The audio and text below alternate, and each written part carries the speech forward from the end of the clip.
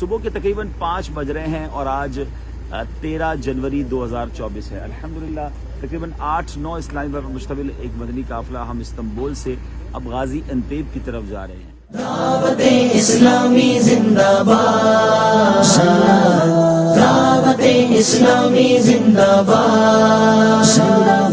ہمارا سفر کچھ ہٹ کے ہے، جہاں دعوت اسلامی کے دیگر مدنی کاموں کے ساتھ ساتھ دعوت اسلامی کا ویلفیئر ڈپارٹمنٹ FGRF، جس نے پچھلے سال زلزلہ زدگان کی شاندار امداد کی، ان کو گھر بنا کر دیے، ان میں بہت سارا امدادی سامان تقسیم کیا. تو یہ وہی علاقے ہیں جہاں زلزلہ آیا تھا.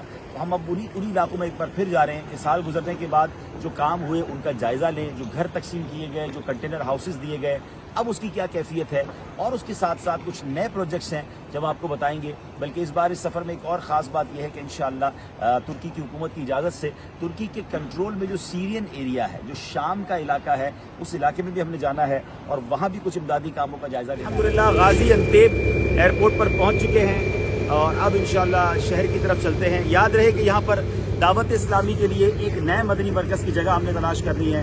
اللہ کرے شاندار مدنی مرکز کی جگہ بھی ملے اور اس کو بنانے میں ہم کامیاب بھی ہوں. دعوت اسلامی زندہ باد. بات ہے ہماری دعوت اسلامی کی.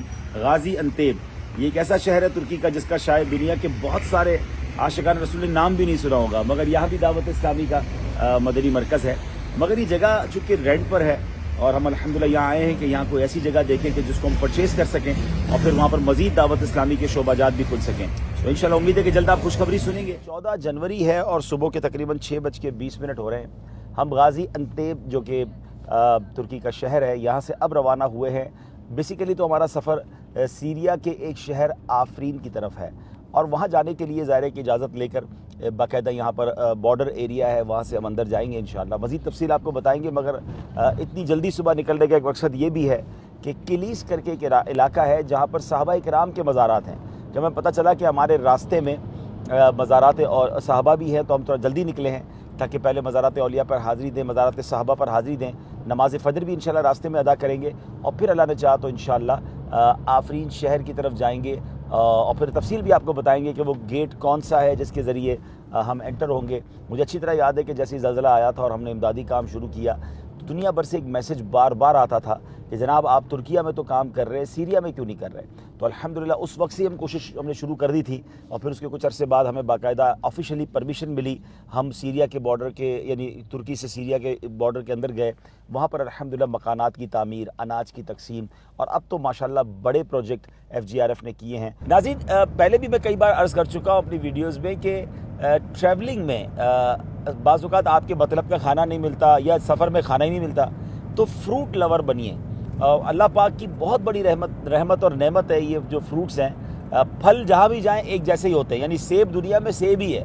ایسا نہیں کہ سیب کا ذائقہ ایسا ہے کہ ہم دنیا کسی اور ملک کا سیب نہیں کھا سکتے. کیلا ہی ہے، سنترا ہی ہے. تو اگر آپ اپنے وطن میں بھی پھل کھانے کے عادی ہوں گے تو ویسے بھی کہتے ہیں نا کہ take a apple a day keeps doctor away. آپ روز کا ایک سیب لیں تو ڈاکٹر سے دور رہیں گے. تو اس طرح اگر آپ کچھ نہ کچھ فروٹ کھانے کے عادی ہوں گے تو سفر میں پیٹ بھرنا بڑا آسان ہوگا. ہم سب نے کوئی ناشتہ نہیں کیا ہے تو یہ زبردست ناشتہ ہے. سفر میں ہمارے شاہب بھائی کو اللہ سلامت رکھے، سب کے لیے ایپل لے آئے. تو اب ہم سفر پہ جا رہے ہیں، آگے جا کے کوئی موقع ملا تو ناشتہ کر بھی لیں گے، لیکن اگر اس طرح فروٹ کھا لیں گے تو سفر آسان ہو جائے گا. بسم اللہ الرحمن الرحیم. سبحان اللہ و بحمدہ سبحان اللہ دعوت اسلامی زندہ باد. اب تقریباً 7:10 ہوئے ہیں. 6:20 پہ آلموسٹ نکلے تھے غازی انتیب سے. 50 منٹس کی آلموسٹ ڈرائیو ہے، 45-50 منٹس کی. اور ہم یہ پہاڑی اوپر پہنچ گئے ہیں. کلس یہ قلعے کو کہتے ہیں. تو یہ ایریا غالباً قلعہ ہوگا پورا ایریا جو ہے یہاں پر. اب آئیے مسجد کی طرف چلتے ہیں، مزار شریف کی طرف. مولا سے اپنے ملتا ہے بندہ نماز میں، مولا سے اپنے ملتا ہے والے ہیں جو اللہ سے ملا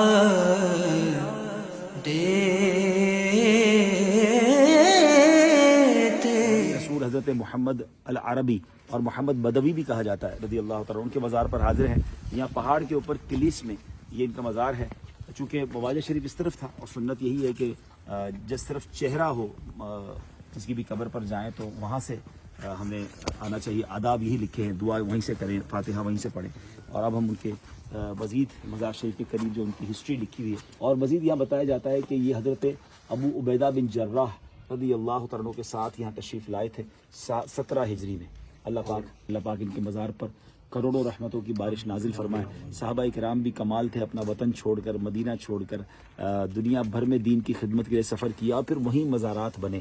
بتایا جاتا ہے کہ ترکیہ میں کئی صحابہ کرام کے مزارات, 700 صحابہ کرام, 750 صحابہ کرام کے مزارات ہیں. آپ سوچئے کہ یہ کتنی بڑی قربانی ہے.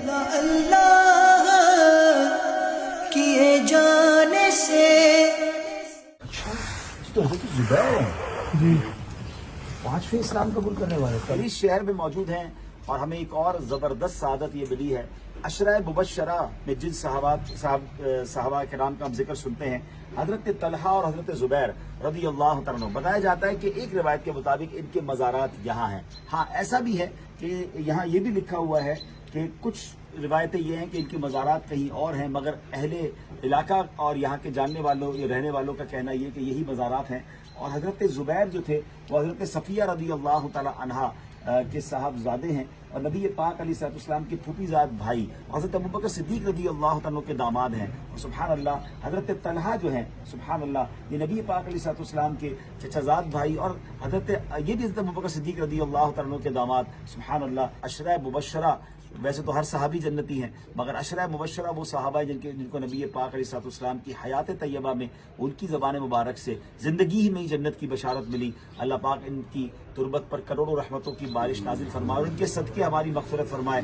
انہیں تو قطعی جنت کا پروانہ مل گیا. اللہ ان کے قدموں کی برکت سے ہمیں بھی بلا حساب جنت میں داخلہ نصیب فرمائے. ہر صحابی نبی جنتی جنتی جنتی والے ہیں جو اللہ سے ملا